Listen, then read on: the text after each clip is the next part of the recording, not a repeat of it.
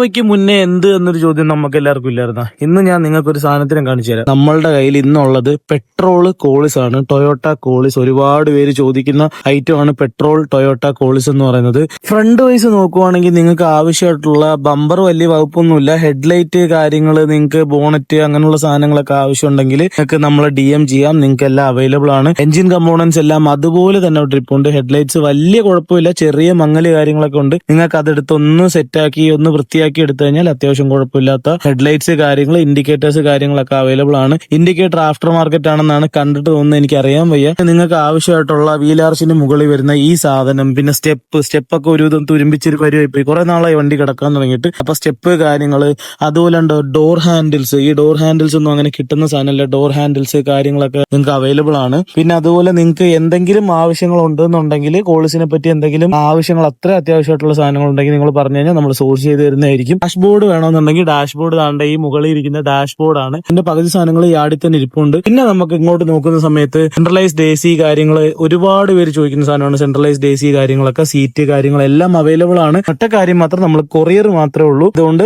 എത്രയും പെട്ടെന്ന് തന്നെ DM ചെയ്യുക. ബൈ.